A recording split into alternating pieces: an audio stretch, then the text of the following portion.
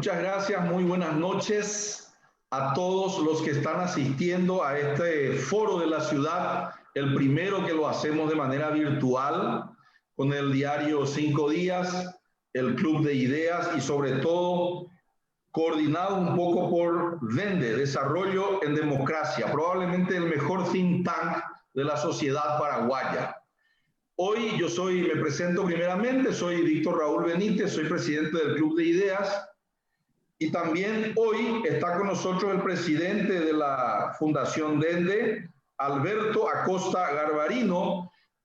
Voy a ir presentando a cada uno de los panelistas o expositores de este foro, Economía Urbana en el Paraguay, más allá del COVID-19, área metropolitana de Asunción y obviamente ejemplos de economía urbana también de otros países. Es un foro internacional el que nos convoca en el día de hoy.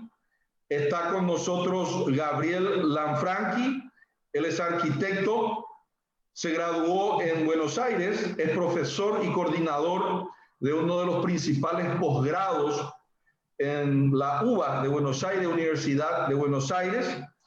Hizo sus posgrados en el MIT en los Estados Unidos, su posgrado en dicha institución.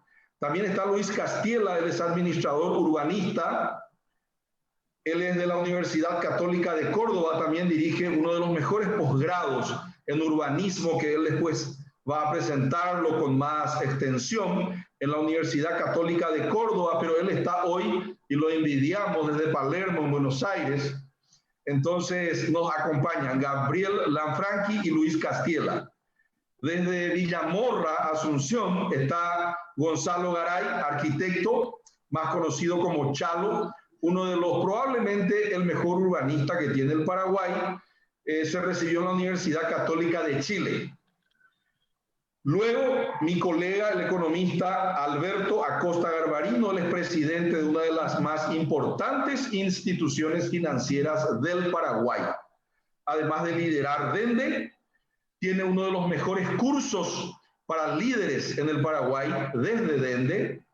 Además, él es graduado en la Universidad Federal de Santa María, Río Grande do Sul, Brasil. Hizo cursos de posgrado en lo que sería el Harvard de la América Latina, que es el INCAE de Costa Rica, y también hizo cursos en la Universidad Católica del Paraguay, es profesor también de la maestría de la Universidad Católica del Paraguay, de Asunción. Bueno, yo soy Víctor Raúl Benítez, me recibí en la Universidad Federal de Santa María, en la misma, en donde estudió Alberto Acosta, una grata coincidencia, y enseño en la Fundación Getúlio Vargas en Curitiba, Brasil. Para dar apertura a este foro, el modelo o el método es el siguiente. Va a comenzar Alberto Acosta Garbarino. Él va a presentarnos durante 10, 12, hasta 15 minutos como máximo. Él puede compartir sus placas. Y después nos va a seguir Luis Castiela, en este orden, Gabriel Lanfranchi, Chalo Garay y último estaré dando unos 5 minutitos para después entrar en una conversación mucho más dinámica. Muy buenas noches y muchas gracias, Alberto. A tus órdenes y tienes la palabra. Bueno, muy buenas noches, Víctor. Buenas noches, Chalo. También buenas noches a todos los colegas que estamos compartiendo este panel. Realmente es un honor y un placer estar aquí para debatir un tema que yo creo que es fundamental para el desarrollo del Paraguay, que es el tema de Asunción, la capital, el área metropolitana, el tema ciudad en general, ¿verdad? Entonces, como me pidieron hablar de economía y entrar un poco en Asunción, yo voy a hacer una breve presentación de unos 10 minutos yendo de lo general a lo particular. Voy a compartir, no sé si puedo compartir ya directamente, ahí no sé si se ve la... Voy a compartir mi... Un segundito. Yo te digo cuando se está viendo, Alberto. Ahí se ve. Ahora se ve, si puedes poner en modo presentación y se va a ver mejor. Sí, sí. Ahí. Gracias, bueno. Se ve completo. Ok. Bueno, brevemente, yendo de lo general a lo particular, creo que es importante para la audiencia que nos está viendo compartir el proceso que está habiendo en el mundo, en América Latina y en el Paraguay, de urbanización en primer lugar.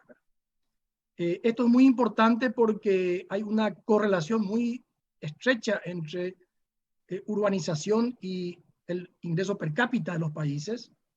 Hay una correlación muy estrecha entre urbanización y digitalización. Entonces, voy a comenzar primero mostrando esta lámina donde se ve lo que estoy mencionando, que el proceso de urbanización es un proceso realmente incontenible. El mundo hoy en día en gran parte vive en ciudades. Fíjense, pasamos de 30% en 1950 al 47% en el año 2000 y a más del 58% en el año 2018. Si este porcentaje lo desglosamos por regiones, vemos que, repetimos, el mundo 30, 47, 58, pero los países desarrollados que comenzaron este proceso de urbanización ya en el siglo XVIII con la Revolución Industrial, de alguna manera la ciudad es consecuencia prácticamente de ese proceso de industrialización. Ya tenía un 55% de gente viviendo en ciudades en el año 1950. Hoy vive el 82% de la gente de los países desarrollados en ciudades. Sin embargo, el rezago de los países en desarrollo es mucho mayor. Realmente acá tiene mucha influencia el África y el Asia. Recordemos que países muy poblados como China, como India, eran países hasta hace unos 30 años atrás, países muy rurales todavía. Entonces, cuando uno mira los indicadores de los países en desarrollo, vemos que apenas el 18% vivía en ciudades en el año 1950, pero ha ido creciendo al 40, al 54%, en la medida sobre todo que los países más poblados, como el caso de China, India, se están desarrollando y se están urbanizando. A pesar del tan bajo porcentaje de urbanización en los países en desarrollo, América Latina tiene un porcentaje muy alto. Fíjense que en 1950 en los países en desarrollo eran apenas el 18%, ya teníamos 41% en América Latina, 75% en el 2000, 82% en el año 2018. Ahora, la diferencia entre el proceso de urbanización de América Latina con respecto a los países desarrollados es el siguiente. Los países desarrollados han tenido un proceso de industrialización. La gente migró del campo a la ciudad a trabajar en las industrias, o sea que la ciudad ha sido una consecuencia de la industrialización. Sin embargo, América Latina ha tenido esa misma migración, pero sin tener el desarrollo industrial para, diríamos, dar trabajo a toda la gente que migraba. Y lo que tenemos son grandes ciudades como San Paulo, como Ciudad de México, como Buenos Aires, pero alrededor de ellas grandes cinturones de pobreza y de poblaciones excluidas, diríamos, ¿verdad? O sea que América Latina es la región del mundo con mayor nivel de urbanización dentro de los países, diríamos, del tercer mundo, ¿verdad? Paraguay ha estado un poco rezagado en ese sentido con respecto a América Latina. Fíjense, el 34% en el 50, por debajo de América Latina, 55% en el año 2000, 61% en el 2018. O sea, nosotros venimos con un rezago también producto de nuestro lento desarrollo industrial, que se ha ido acelerando en los últimos años, y eso explica en parte más la migración, que la gente atraída por las luces de la ciudad, la gente migra a la ciudad. Estamos yendo un poco detrás de América Latina, pero estamos yendo hacia allá, diríamos prácticamente, en un tiempo relativamente corto, con una urbanización sin industrialización y una urbanización bastante caótica y desordenada. Que creo que los que compartimos el panel van a poder hablar con mucho más propiedad que yo sobre el tema. Entrando un poco a Paraguay, sobre todo para los amigos que estamos en el panel que son extranjeros, Paraguay es un país muy particular, está dividido en dos grandes regiones, la región occidental o Chaco, que tiene el 60% del territorio, pero tiene apenas el 3% de la población.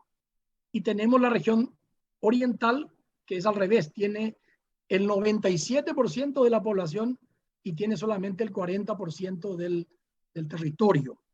El desarrollo de Paraguay, esa es una de las cosas que repetimos mucho en la Fundación Desarrollo en Democracia, entre otras cosas, entre varias cosas que hay que hacer, pasa por el desarrollo del Chaco. Tenemos un enorme territorio prácticamente despoblado y muy poco desarrollado.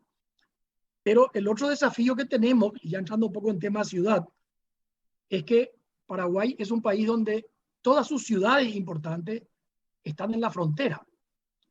Hace poco tiempo, el año pasado, antes de la pandemia, ya por el mes de octubre, noviembre, fui invitado por Itamaraty. En ese año pasado, Brasil tenía la presidencia pro tempore de Mercosur y organizó un seminario en Brasilia para discutir el tema del desarrollo de ciudades en las fronteras. Y yo le dije, tal vez irónicamente, estaban colegas argentinos, brasileros, uruguayos, y estábamos en Brasilia, y yo le decía, para ustedes los brasileros, la frontera, desarrollar las ciudades de frontera es ciudades que quedan muy lejos de los grandes centros urbanos de Brasil. Queda lejos de San Paulo, queda lejos de Río, de Brasilia. Hablar de fronteras es hablar de algo que queda muy lejos. Para ustedes mismos, los argentinos, que lo que viene en Buenos Aires, hablar de la frontera argentina es hablar del norte argentino con Bolivia, con Paraguay, hablar de la cordillera de los Andes con Chile. O sea, la frontera queda lejos. Cuando hablamos de frontera en Paraguay, estamos hablando de que todas las ciudades están en frontera. Asunción está en frontera, Pilar está en frontera, Encarnación está en frontera. En el caso nuestro, esas ciudades con Argentina, Ciudad del Este está en frontera con Brasil, Salto del Guairá está en frontera, Pedro Juan Caballero está en frontera. Entonces yo le decía, y fíjense que son ciudades ubicadas en la región oriental, donde vive el 97% de la población. Yo le decía en ese foro a los amigos de Brasil y Argentina, hablar del desarrollo de frontera para Paraguay es hablar del desarrollo de Paraguay, porque el desarrollo de frontera es sinónimo de desarrollar Paraguay. Entonces, parecía importante comenzar con yendo un poco de lo general a lo particular, antes de entrar a Asunción, ver la ubicación de las ciudades en el mapa de Paraguay. Víctor me pidió algunas cifras sobre Asunción y el área metropolitana. Y te comento, Víctor, de que yo sabía en parte, pero confirmé en este proceso, de que hay muy poca información confiable a nivel regional y a nivel ciudad. Por ejemplo, el Producto Interno Bruto en Paraguay se calcula a nivel nacional. No se calcula por regiones. No se calcula por ciudad. O sea, yo no te puedo decir cuánto es el PIB de Asunción, ni cuánto es el PIB de Ciudad del Este. El que dice una cifra está buscando, puede buscar algún proxy que le aproxime a ese dato, pero no hay datos confiables, ¿verdad? Las mismas estadísticas bancarias, financieras, que yo tengo acceso, están todo a nivel de grandes números y no son muy confiables en cuanto a definir, diríamos, cuál es el mercado de Asunción y el área metropolitana. Pero yo tomé algunos datos que creo que nos pueden aproximar bastante, y voy a citar muy rápidamente porque el tiempo es muy corto. Por ejemplo, me fui al sistema financiero a ver del total de depósitos bancarios cuánto tiene Paraguay y cuánto están en el área de Gran Asunción y Gran Asunción. Y me encontré con que de los 17.000 millones de dólares que es el total de depósitos en los bancos en Paraguay, 13.729, o sea, el 80% de esos depósitos figuran como que son depósitos de empresas que están en Asunción y Gran Asunción. Esto te puede engañar porque, por ejemplo, hoy estamos en la época de las grandes cadenas. Hay cadenas de supermercados, cadenas de farmacias, cadenas de todo tipo de venta de electrodomésticos. Entonces, muchas veces la cuenta está abierta en Asunción, en la casa matriz de la cadena, pero el movimiento de depósitos es de todo el país. Esto te está distorsionando. Este 80 no es real. Está inflado Asunción ahí. Si me voy al número de cuentas, en el sistema financiero hay 4.400.000 cuentas abiertas, cuentas de ahorro o cuenta corriente, de las cuales 3.238, que es el 73%, te dicen que son cuentas abiertas en la Asunción. Ahí ya, Asunción y Gran Asunción. Ahí ya nos estamos aproximando un poco más, me parece, a la realidad de lo que es el mercado asunceno, diría. Tomé otra cifra, que es el número de cajeros automáticos y dónde están ubicados los cajeros automáticos. Fíjense, estos son información de Bancar. De los 1.040 cajeros que había el año pasado, tenemos 1.043 este año. 64% el año pasado, 66% de este año están ubicados en Asunción y Gran Asunción. Yo creo que nos estamos acercando ya más al porcentaje que representa esta zona dentro de la economía paraguaya. Si uno toma, por ejemplo, el consumo de energía eléctrica, estamos cerca del 60%. O sea, estamos más cerca ya de estos números que estoy viendo ahora. Si vamos a ver otras cifras, la cantidad de comercios que están adheridos a las tarjetas de crédito en todo el país, también vemos que están un 61 a 59% de los comercios adheridos, que son 33.261 del año pasado, este año, están ubicados en la zona de Asunción y de Gran Asunción. Ahora, estos comercios tienen que vender. Y ahí vemos un poco la venta, y acá paso dos cifras que son importantes. Estas son las ventas con las tarjetas de crédito y de débito. Estamos acercando un poco a la cifra que estamos queriendo tener. Acá vemos dos cosas interesantes. Vemos por un lado que el total de facturación de ventas con las tarjetas, que en Paraguay era el año pasado en torno a 1.833 millones de dólares, cayó este año a 1.454 millones de dólares. Y la participación de Asunción, Gran Asunción, creció de 75% a 77%. Aquí ya está desglosado, si es una cadena, estas son las ventas de cada local. Entonces, estamos hablando entre un 60, 65, 70% posiblemente sea el volumen, el mercado financiero de Asunción y Gran Asunción. Es importante ver acá la cifra, la caída del volumen de tarjetas fue de 21% de año a año, este es el año de la pandemia, y crece Asunción y Gran Asunción por el hecho de que la caída más fuerte se dio en las fronteras, principalmente con Brasil y Argentina, las ciudades que están fronterizas y que dependen mucho de ese comercio de frontera y que se cerró durante muchos meses por la pandemia, ¿verdad? Pero estamos llegando a la cifra en torno al 70-75% aproximadamente, ¿verdad? Cambio un poco de tema y me habían pedido alguna información sobre el mercado inmobiliario, cuánto se invirtió en Asunción, y de vuelta no hay información fidedigna, confiable. Está la Cámara de Desarrolladores Inmobiliarios, la CAPADEI, que tiene alguna información, pero no toda la información. Lo que pudimos ver es, sí, estas dos fotos demuestran claramente lo que pasó en Asunción. Este es el eje Aviadores Santa Teresa en el año 2008 y la foto en el año 2018. Otra ciudad, otra Asunción. Acá se invirtió, hay cálculos hechos por CAPADEI, en este periodo de 10 años aproximadamente unos 1.100 millones de dólares en inversión inmobiliaria. Y en el mismo periodo en la zona de Santísima Trinidad, Molas López, se habrá invertido unos 400, 500 millones de dólares adicionalmente, ¿verdad?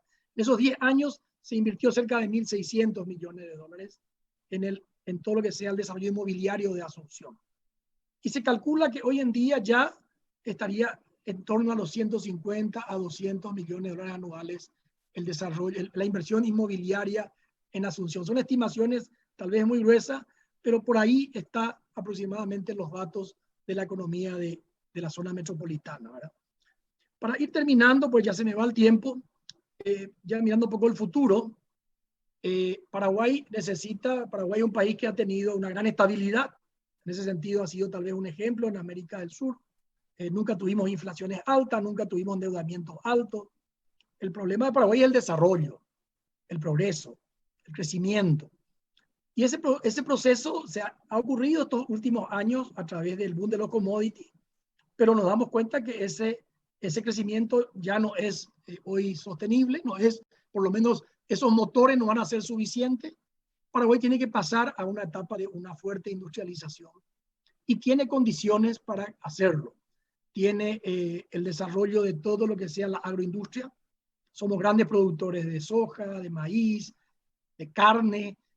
Convertir ese producto primario, esa soja, ese poroto de soja, en aceite de soja, en harina de soja, en balanceado para los animales y convertir en proteína animal, es un proceso que Paraguay lo está haciendo ya, pero se va a ir potenciando en los próximos años. El otro proceso es el desarrollo industrial per se, no solamente vinculado a la agroindustria, porque tenemos energía abundante y tenemos una población joven. Y también está ocurriendo ese proceso, está ocurriendo este proceso. Y está ocurriendo mucho en la zona más hacia el este, más vinculado con Brasil, principalmente porque ahí están los grandes mercados. Paraguay va a avanzar en ese proceso de industrialización, con lo cual eso va a empujar una mayor urbanización todavía. Entonces, el futuro que nosotros estamos viendo desde la Fundación de Desarrollo en Democracia es que hay que pensar el desarrollo de Paraguay, no de Paraguay ya, sino de las ciudades de Paraguay. Hoy la competencia en el mundo ya no es entre países nomás, es entre ciudades. Entonces, las ciudades son las que tienen que atraer las inversiones. Las oportunidades de desarrollo de Paraguay están en ciudades vinculadas principalmente a las cadenas industriales vinculadas al mercado brasileño. Están las oportunidades y también en las ciudades están las grandes amenazas sociales. Los problemas de inseguridad están en la ciudad, los problemas de tierra van a estar ya dentro de poco en la ciudad, ya están en la ciudad, los problemas de medio ambiente están en la ciudad. O sea, la ciudad tiene oportunidades y tiene amenazas. Pero yo creo que ese proceso es incontenible, uno ve que claramente es un proceso incontenible, y Paraguay que viene rezagado con respecto a América Latina, se va a acelerar, se va a seguir acelerando en los próximos años, porque tiene todas las condiciones para un fuerte proceso de industrialización. Entonces, yo me quedo por acá, Víctor, para dar una especie de puntapié inicial al tema, y te paso de vuelta la palabra. Y gracias. Por la... Al contrario, estos datos que nos pasaste ya estamos compartiendo vía tweet, mucha gente viendo esta presentación a través de el canal 16 de Tigo, también a través de Facebook y también a través de YouTube, todo de 5 días, uno de los organizadores de este evento. Bueno, me gustaría entonces ahora invitarle a Luis Castiela, nuestro profesor de Economía Urbana, quien nos va a hablar desde Buenos Aires, desde Palermo. Luis, buenas noches. Te escuchamos. Hola, hola. Bueno, buenas noches. Voy a compartir mi pantalla. A ver, un segundo. Porque no la veo.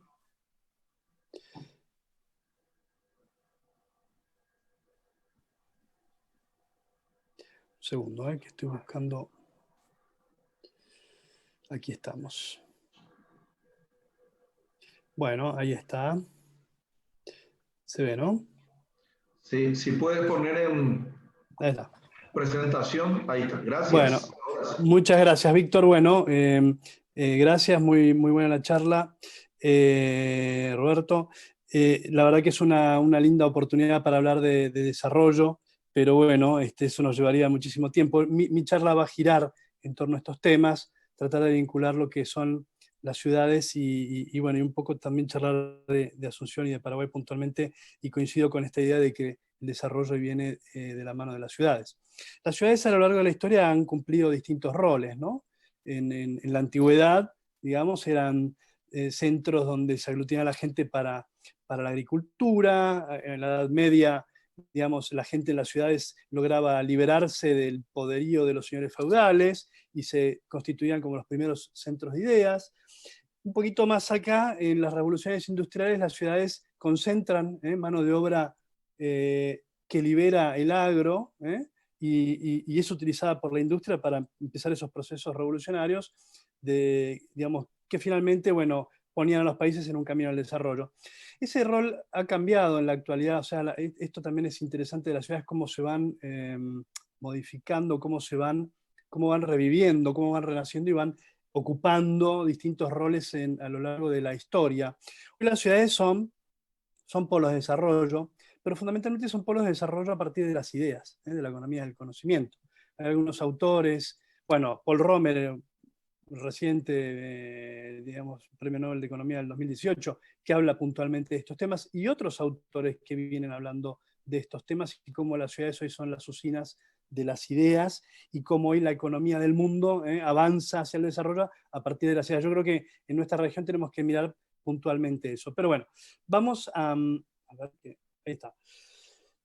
Es difícil digamos, este concepto de la ciudad inteligente, que es un poco lo que yo voy a hablar, es difícil ponerle el sallo, ¿no? Es como un concepto resbaloso, es nuevo, está poco tratado a nivel académico, hay pocos estudios, o sea, hay mucho escrito, suena mucho, hay mucha moda también, pero hay poco serio, digamos, no serio, digamos, sino poco que sirva para tomar decisiones o como guías para la gestión de los países o los gobiernos. Eso es lo que a mí más me preocupa, ¿no?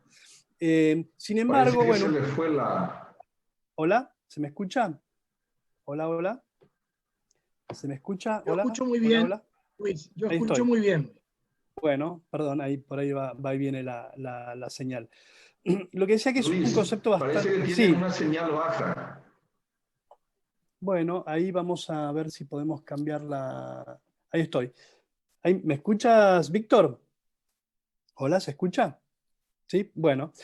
Bueno, lo que decía, entonces, para ir avanzando rápido, aprovechando este tiempo que tenemos en el aire, es que el concepto de ciudad inteligente todavía es un concepto que no está muy claramente definido, pero es un concepto que nos puede acercar a ideas sobre cómo trabajar en el desarrollo.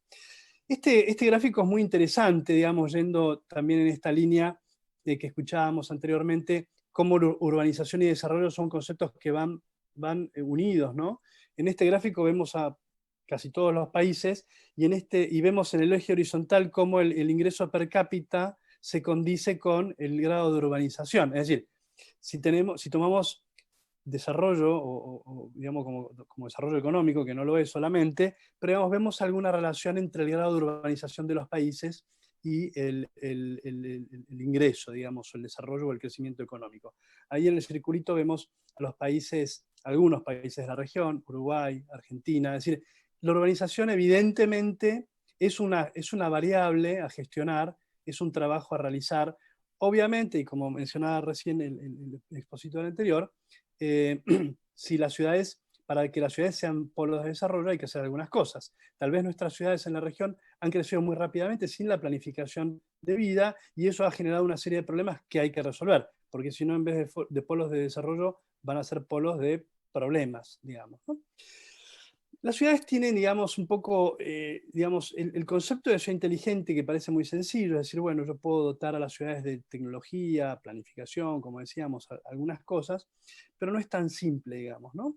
La ciudad inteligente, por lo menos como yo la veo, son digamos, sistemas que tienen varias cosas, varias variables, que puestas a trabajar en conjunto generan, bueno, esta idea del ciclo virtuoso de desarrollo sostenible. Es decir, pero digamos, las ciudades tienen algo que tiene que ver con el trabajo colaborativo, el trabajo, digamos, donde no solo los gobiernos, sino también distintos stakeholders participan, se pueden hacer negocios, esa colaboración genera una transferencia de capacidades que hoy los gobiernos necesitan. Los gobiernos que hoy necesitamos no son los gobiernos que nosotros hemos sabido tener o los que tenemos normados. Hoy se necesitan nuevas instituciones y eso produce el bienestar y de allí salen los negocios. Esto yo lo pongo aquí porque es muy importante la lectura también desde las empresas. Las empresas tienen mucho por hacer para el desarrollo de las ciudades y no es solo una cuestión de los gobiernos. Las empresas tienen que también cambiar sus modelos de negocios, su disquete o su chip para ser más actuales, y colaborar con los gobiernos para poder entrar en estos procesos de desarrollo sostenible y ahí hacer sus negocios sostenibles. El modelo de negocio tradicional de yo tengo mi menú o mi lista de productos y el gobierno pide y yo vendo, o sea, eso ha cambiado y hoy hace falta desarrollar capacidades para que los gobiernos puedan comprar y desarrollar las tecnologías más sofisticadas. Entonces, bueno, esto nos lleva, bueno, a este modelo que ya muchos de ustedes conocen, que es decir, bueno, ¿cómo gestiono esta problemática? Es decir, bueno, este es un modelo, hay muchos modelos de ciudades, pero este es uno que yo trabajo y que lo quiero mostrar porque lo he utilizado para hacer algunas investigaciones que quiero compartir con ustedes. Veamos, un poco lo que yo quiero también reflejar aquí es la complejidad de la ciudad, ¿no? Un modelo, digamos, es una foto simplificada de una situación, de la realidad. Como vemos aquí hay muchos componentes y son solo algunos, digamos, ¿no? La realidad y la realidad compleja de las áreas metropolitanas tal vez tiene muchos más componentes e indicadores. Aquí tenemos algunos, pero esto nos permite medirlos, evaluarlos, ¿ves? Establecer estados de situación, líneas bases, y a partir de allí empezar a jugar, si se quiere, a trazar estrategias. Yo me quiero concentrar en esta dimensión de gobierno, que es un poco la que veníamos, lo que yo venía planteando, es decir, si son los gobiernos, o si yo, por ejemplo, mejorara la situación del gobierno local, y eso sería un apalancamiento para un proceso de desarrollo. Acá en estos ejemplos vemos distintos gobiernos que yo tuve la oportunidad de poder evaluar y medir, y vemos que hay distintos modelos de gestión, ¿no? Algunos se focalizan más en el tema de los datos, otros más en la infraestructura, otros más en el software, digamos. Pero esto es muy importante. A veces cuando hacemos estas evaluaciones o mediciones en gobiernos, nos llevamos sorpresas. Uno tiende a pensar, o la gente, o mismo los ejecutivos de los gobiernos tienden a pensar que la administración y la gestión de un gobierno es algo lineal, ¿no? Es algo, una receta que viene da, y sin embargo vemos que hay distintas estrategias. Eso es muy interesante. Ahora, yo con ese modelo pude hacer algunas mediciones en muchas Voy a ciudades probar. A en mí se me Argentina. colgó todo. Tuve que apagar la computadora. Hola, ¿se me escucha? Bueno. Decía que tuve la oportunidad de hacer algunas mediciones en varias ciudades y pude llegar a estos gráficos que son medio extraños, pero digamos, lo que muestra, si yo quiero decir, bueno, ¿cuál es la condición necesaria para una ciudad inteligente? Muchos tendemos a pensar que es el gobierno, es decir, que si yo tengo un gobierno inteligente que lidera un proceso de desarrollo, bueno, la ciudad tiene más chances de ser inteligente. Sin embargo, lo que hemos observado en una muestra de 35 ciudades, que es el elemento de desarrollo humano el que está a la cabeza, es decir, es la condición necesaria. Si yo no tengo ciertas condiciones de capital humano en una ciudad, muy difícilmente, por más que tenga un gobierno inteligente, yo pueda acceder a niveles más elevados de desarrollo. Entonces, este es un punto y un descubrimiento muy importante que he hecho recientemente, digamos, ¿no? Que es en las ciudades, o sea, esta curva, aquí se ve como la línea de puntos tiende a ordenarse mucho más ordenadamente alrededor de esa línea de tendencia que en el caso de la gobernanza. O sea, es desarrollo humano realmente la condición a trabajar para poder acceder a mayores niveles de desarrollo. Obviamente, el gobierno es importante, sería la condición suficiente, pongamos, pero va por detrás de lo que es el desarrollo humano. Ahora, el desarrollo humano es una variable compleja, se trabaja a lo largo de los años, requiere muchísimas inversiones, pero requiere políticas estables. Aquí, y para empezar a ver algunos datos de Paraguay, coincido que hay pocas cifras referidas a Asunción. Eso es un dato muy importante para comenzar a trabajar. Si yo quiero establecer planes, empezar a trabajar en un horizonte de mediano y largo plazo, necesito información en forma urgente, porque si no, no puedo ordenar mis pasos, digamos, ¿no? Ahora, volviendo al tema del desarrollo humano, aquí es interesante ver este gráfico, el coeficiente de Gini, que indica la desigualdad, ¿no? La desigualdad en el ingreso en una región, en un país o en ciudades, como en este caso. Aquí vemos, sin embargo, que en Paraguay, esto no es Asunción, yo tomé la cifra de Paraguay, que no está mala, aquí sí tenemos ciudades, por ejemplo, allí vemos en el extremo izquierdo a Curitiba, que son ciudades, o sea, este coeficiente es el cuanto más cercano al 1 está, más desigualdad hay, digamos. Este es un buen indicador para trabajar, sin embargo, a veces también tiene dobles lecturas, ¿no? Por ejemplo, ciudades muy pobres, donde todo el mundo es pobre, el coeficiente tiende a ser muy bajito, sin embargo, el nivel de pobreza es muy grande. Entonces, pero es un dato que tal vez podamos empezar a ver en las ciudades paraguayas y empezar a gestionarlo en esta línea de buscar mejorar las cualidades del desarrollo humano. Acá quiero agregar otro elemento, que es el tema de las tecnologías, digamos. Así como en la antigüedad las ciudades se desarrollaban alrededor digamos, del mercado, pongamos en la Edad Media, luego las ciudades se desarrollaban con la industria, que se instalaba en las periferias, hoy las ciudades se desarrollan con la tecnología, básicamente, lo que se llama la clase creativa, las universidades, la economía del conocimiento, el talento humano. Entonces yo con este gráfico, que es bastante drástico, digamos, pero un poco quiero mostrar qué está pasando en el mundo. Así que, y esto es un punto que quiero resaltar respecto a nuestra región, que nos hemos pasado la vida digamos, copiando recetas o intentando ver qué hacen otros y replicarlo.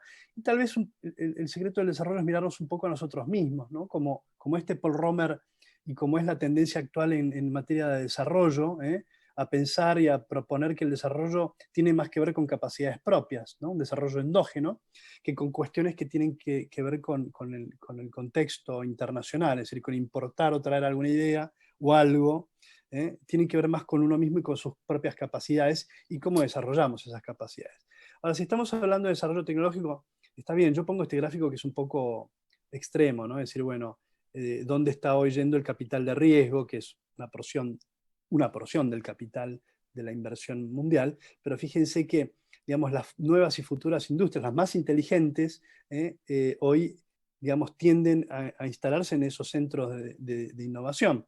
Y hay poco en nuestra región, muy poco. Esos son elementos a tener en cuenta muy importantes, y que las ciudades son como dos mitades de la misma historia, ¿no? Es decir, yo puedo tener ciudades desarrolladas o bien trabajadas o bien planificadas, pero necesito atraer el talento y el capital humano.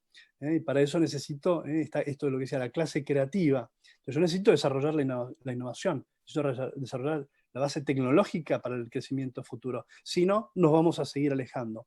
Y así como en los años 60 se apostó a la industrialización, y eso, sin embargo, no disminuyó la brecha del crecimiento entre los países desarrollados y los emergentes, y posiblemente estemos entrando en un cono, digamos, en otro cono de sombra, en el cual si no logramos entrar en esta línea de desarrollo tecnológico, volvamos a perder otra oportunidad.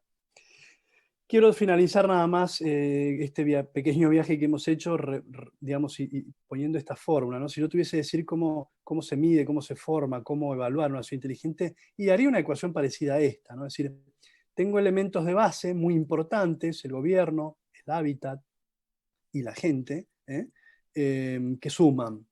Ahora, si yo eso lo logro, le aplico la tecnología con este concepto de inteligencia, bueno, el resultado puede ser mayor. Lo hemos visto en la pandemia, ¿no? El tema de la digitalización, cómo aquellas ciudades que estaban mejor preparadas, con mejor conectividad, mejores medios en este sentido, y más o menos lograron capear mejor la crisis.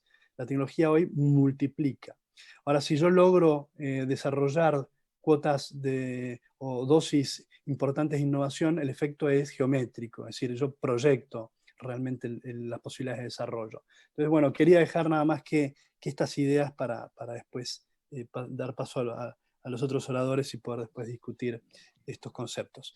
Bueno, gracias, espero que haya sido claro y bueno, después charlaremos. Gracias, Luis. Realmente esta ecuación es muy innovadora también. Y ahora le toca el turno a Gabriel Lanfranchi, quien también está en Buenos Aires. Hizo su posgraduación en el MIT de Estados Unidos. Estuvo en el mayor think tank de la América Latina dirigiendo el área de urbanismo, que nos cuente un poquitito y ya le metemos pata. Esto es tuyo, Gabriel, esta presentación, Metrópolis 2020. Sí, Gracias. sí, Víctor. Muchas gracias por la invitación, Víctor, y por compartir el panel con destacados urbanistas de la región, economistas. La verdad que es un lujo a esta altura del año poder hacer un ratito para seguir pensando estos temas. Y voy a tratar de construir sobre lo que ya Alberto y Luis han presentado. Alberto nos trajo un panorama muy, muy claro de la situación en Paraguay, esta idea de las ciudades de frontera que me parece extraordinaria para entender la lógica de desarrollo de un país no vinculado a sus ciudades, y el aporte de Luis en relación a la gestión de la ciudad. Bueno, yo le agrego una capa más de complejidad, si se quiere, un tema más para tener en cuenta, que es el tema de la gobernanza. Y entender este informe de este año de ONU Habitat, que tuve la suerte de que sea presentado por primera vez en el marco del posgrado que doy en la UBA, que nos muestra cómo el tema metropolitano no para de crecer y genera cosas muy vinculadas a los dos temas que vimos antes, tanto de economía como de gestión. En el mundo hay 34 metrópolis, de más de 10 millones de habitantes. Hay 34, ahí aparecen en Sudamérica 5 de esas 34. Y tenemos unas 51 metrópolis de 5 a 10 millones de habitantes. Pero miren cuando sumamos de 1 a 5 millones, empiezan a llenarse el mundo de metrópolis, ya casi unas 500, para llegar a unas 1.355, de 300.000 a 1.000.000, con lo cual en el mundo podemos decir que grosso modo hay 2.000 metrópolis de más de 300.000 habitantes, ¿sí? Como un número. No es un número amplio, pero no es un número infinito. Pero estas metrópolis concentran el 60% de la población urbana mundial. Alberto nos había mostrado cómo prácticamente el 60% de la población mundial es urbana a la fecha, y un 60% de esa población vive en tan solo estas 2.000 metrópolis. Con lo cual es un tema, y aparte va en creciente aumento, ¿no? Se espera que para el 2035 hayan 1.000 millones de habitantes metropolitanos, y ahí pueden ver la tendencia en Latinoamérica, cómo está creciendo rápidamente, de 64 aglomerados con más de 1 millón de habitantes, a 94 aglomerados con más de 1 millón de habitantes para el año 2035. Todo el tema metropolitano es un tema que se ha tenido muy en cuenta en Hábitat 3, ha habido una importante declaración en Montreal, que este año se han cumplido 5 años, y por este motivo varias organizaciones internacionales han festejado ese día con un Día Mundial Metropolitano, impulsado por ONU Habitat y también la gente de Metrópolis, y esta ha sido una idea originada en CIPEC, que vos acababas de mencionar recién. Con lo cual el tema metropolitano está ganando momentum, y está ganando momentum porque se ha entendido que los principales desafíos que enfrentan las ciudades, como la inequidad creciente, que alcanza a la gran parte de ciudades del mundo, el 75% de las ciudades son más inequitativas que hace 20 años, a los miles de millones de dólares y de pérdidas humanas que se dan a causa del cambio climático, que son crecientes, al enorme poder transformador de la digitalización, algo mencionó Luis recién cuando hablaba del paradigma de la ciudad inteligente. Bueno, todas estas cuestiones no respetan fronteras jurídicas, institucionales.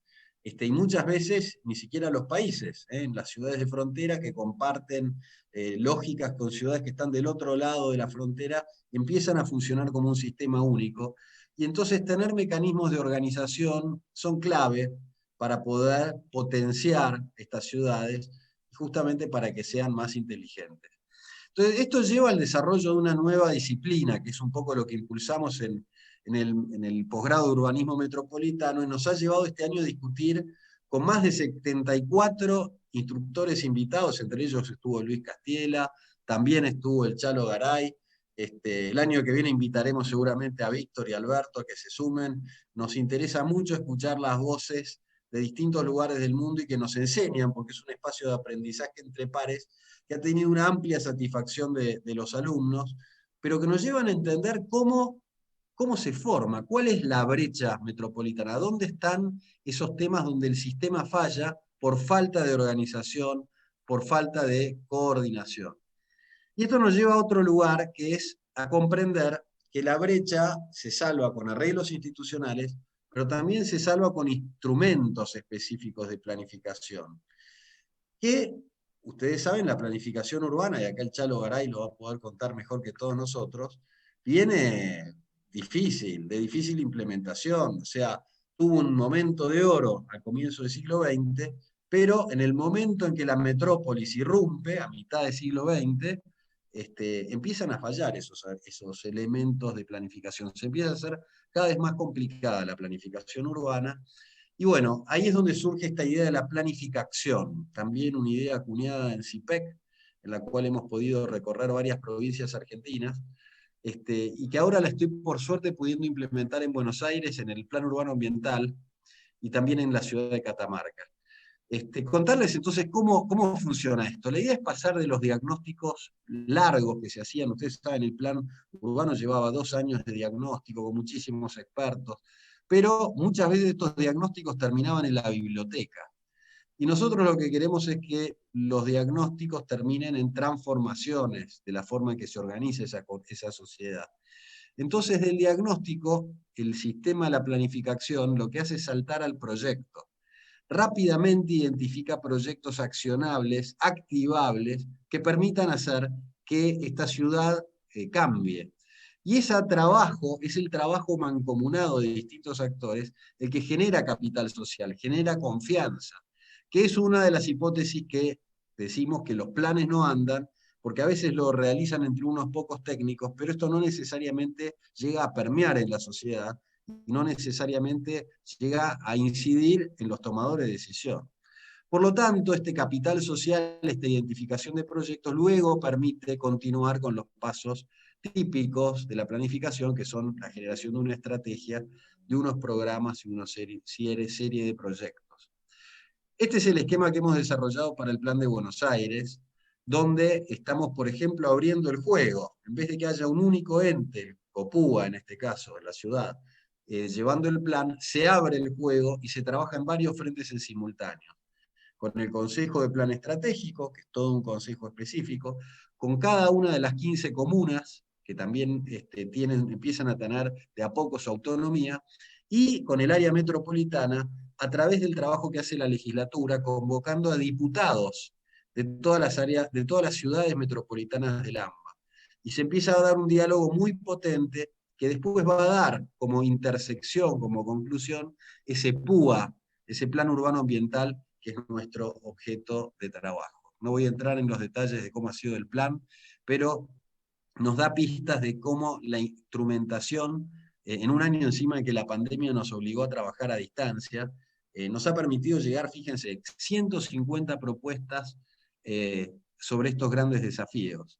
Más de 1000 propuestas para cada una de las comunas, y esto ha sido gracias a la participación y la gente que empieza a dar ideas que alimentan al plan. Y la inteligencia, la ciudad inteligente, que propone de alguna manera el paradigma actual, se hace justamente de la capacidad de nutrirse de las ideas de los distintos actores, ¿no? Finalmente, a nivel metropolitano, 180 propuestas más. Todas estas van a poder ser incorporadas ahora en una segunda etapa donde la co-creación va a ocupar el foco de trabajo. Y esto se está pudiendo replicar en otras ciudades de la Argentina, como Catamarca, bueno, y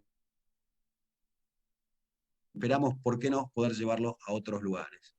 Y para terminar esta presentación traje un tema que sé que es de mucho interés de la Asunción del Paraguay, que tiene que ver con cómo llevar adelante un proyecto urbano de gran escala. Y acá compartir una clase, contarles que en Rusia, por ejemplo, el máster más importante de administración pública ha desarrollado, juntando a la universidad más importante de economía, la más importante de arquitectura, que es el Strelska Institute, ha hecho unas clases para más de 500 funcionarios públicos, donde el caso de Puerto Madero ha sido tomado en cuenta como un paradigma. ¿Por qué? Porque da estas lecciones que voy a compartir brevemente. Primero, la importancia de que un proyecto tenga visión, organización y plan. 3 elementos clave que permiten que perdure en el tiempo. Entonces, para que esto se cumpla hay que poder liderar con visión. ¿Cuáles son las ciudades que hoy están, que sus líderes tienen esta capacidad de visión? No siempre son todas, son momentos. Entonces eso es algo que hay que saber encontrar ese momento. El segundo tema es que el gobierno puede ser un excelente desarrollador de ciudad si cuenta con los instrumentos indicados. O sea, el sector privado es muy importante para desarrollar, pero un sector público bien preparado, con los instrumentos justos, puede potenciar esa capacidad de inversión y generar las condiciones que el sector privado necesita para poder multiplicar, multiplicar los niveles de inversión. Después, tener un plan. Hay que tener un plan y defenderlo a lo largo del tiempo. Y saber que ese proyecto puede apalancar el financiamiento. No siempre es necesario contar con todos los fondos, sino que el proyecto mismo, con un buen plan y una buena organización, puede traccionar muchísimos fondos. Ese fue el caso de Puerto Madero. Hay que manejar un amplio grupo de actores, por lo cual hay que tener capacidad de interactuar con ellos. Y es muy importante la inversión en espacio público que permite generar una mixidad de usos y eventualmente, cosa que no se logró en Puerto Madero, pero que se debería lograr en otros proyectos, una mixidad social. El paisaje y el patrimonio pueden ser activos claves a la hora de generar una cultura, del espacio, una cultura del territorio, y finalmente poder dar respuesta a estos grandes 4 desafíos que habían sido mencionados anteriormente. Entonces, a modo de síntesis, poder completar diciendo que la metrópolis hoy nos presenta estos desafíos que no imaginábamos, que nos han llevado a buscar instrumentos nuevos, que nos lleva a poder construir una sociedad que participe más, que a través de la participación pueda transformar su realidad. Ese es el pedido que hoy busca, y es la visión, la organización y el plan, tres elementos claves que tienen que estar en cualquier proyecto de gran envergadura que uno quiera encarar en la metrópolis contemporánea. Así que espero haber podido contribuir con estas ideas, Víctor. Gracias, Gabriel. Un aplauso realmente para Alberto, Luis y Gabriel. Y ahora le esperamos a Chalo. Ahí ya está aplaudiendo, Chalo. Queremos aplaudirte también a vos, Chalo. Por favor, adelante. Desde la ciudad de Recoleta, Villamorra, Asunción, Paraguay. Adelante, Chalo. Tenés que prender el micrófono. Por favor, mi querido Chalo.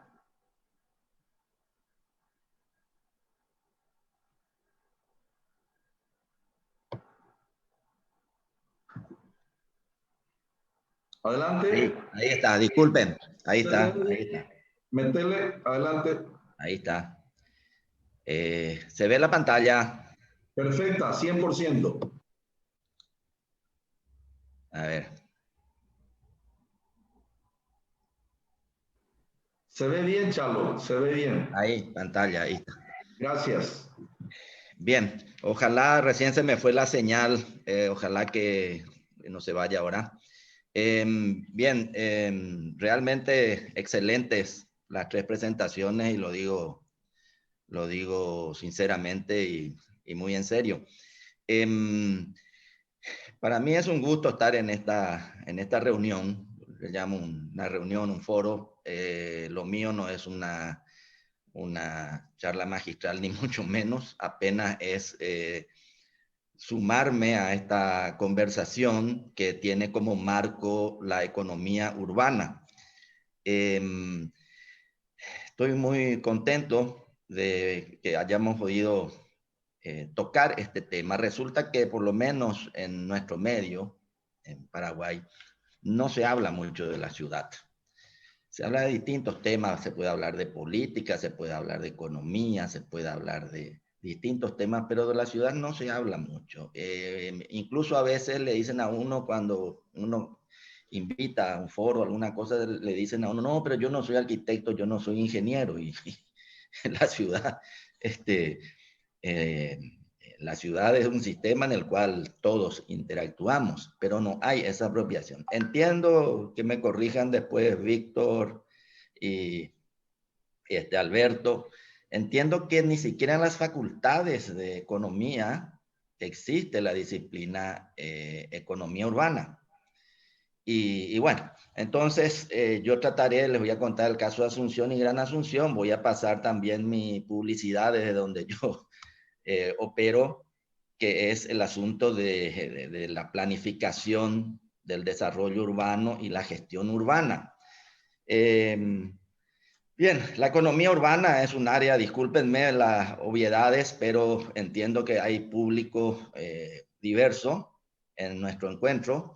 Entonces, un poquitito, por gentileza, explicar que la economía urbana es un área de las ciencias donde se interrelacionan la ciencia económica, la ciencia urbanística. Estudia los sistemas económicos que se producen en los núcleos de población y proyecta dicho análisis a la elaboración de las estratégicas económicas urbanas y su concreción en el planeamiento urbanístico mediante planes, programas, proyectos. Gabriel explicó algo de esto también. Creo que hay una serie de palabras clave. Esto es un tema muy complejo y por supuesto estamos hablando de ciudad, economía, de territorio, de urbanismo, de desarrollo urbano sustentable, de sociedad, de capital social, de infraestructura, de equipamiento urbano, de densidad urbana, de movilidad, de TICs, de ciudad inteligente, de comunidad inteligente, de inversiones públicas, inversiones privadas, de legislación, de normativa urbana, de la nueva agenda urbana, ONU Habitat, del ambiente, por supuesto, de los ODS, los Objetivos de Desarrollo Sostenible, de gobierno, de gestión, de empresa, de academia, de capital, de empleo, de administración urbana, de planificación urbana, de desarrollo económico y de varias cosas más. Esto tiene que ver también con la economía digital, ¿verdad? Conocida como economía en Internet o economía web, se refiere a una economía basada en la tecnología digital, en las TIC. Actualmente se ha ido entrelazando cada vez más con la economía tradicional hasta un punto en el que es difícil entender la diferencia entre ellas, dice esta definición. Guarda proximidad con el término nueva economía. Hay más cosas en todo esto, ¿verdad? Pero la economía digital no podemos dejar de mencionar. Está la economía de la información también, una rama de la economía que estudia cómo la información y los sistemas informativos afectan una economía y las decisiones económicas. En fin, está la economía circular. La economía circular se está planteando a partir de los nuevos paradigmas del desarrollo sustentable, ¿verdad? De una manera diferente de pensar y actuar de lo que es la economía lineal tradicional, ¿verdad? Que consiste en extraer, producir y desperdiciar. O sea, hay residuos. La economía circular busca optimizar todos los procesos y trata de reutilizar, de reciclar, de no dejar residuos y de usar también energías limpias que tampoco dejen residuos. Estos dos grafiquitos creo que son muy ilustrativos, ¿verdad? La economía lineal está ahí arriba y la economía circular está graficada como se señala en el gráfico de abajo. Algunos datos globales, ¿verdad? La población mundial, 7.850 millones de habitantes. La población urbana en el 2020 es de aproximadamente 56%, son 4.400 millones de personas viviendo en ciudades. Población urbana para el 2050 se estima en 70%. El PIB producido en las ciudades, según algunos documentos, es de alrededor del 80%. El porcentaje de contaminación que se origina en las ciudades, por ejemplo, en gases de efecto invernadero, es del 70%. Porcentaje del territorio ocupado por ciudades es de alrededor del 2% de la superficie de la Tierra. Y esto también es un tema muy serio. Porcentaje de pobreza urbana es más o menos el 25% de la población que vive en ciudades. Hay algo así como 800 millones de personas que viven con menos de $2. Esos datos los conocen ustedes. Además, hay distintas fuentes de obtención de esta información y son las dos caras de la moneda de la ciudad, ¿verdad? Por un lado, la gran producción en el PIB y por otro lado, estas amenazas o debilidades, como señaló Alberto. Bueno, pero ¿qué es la ciudad?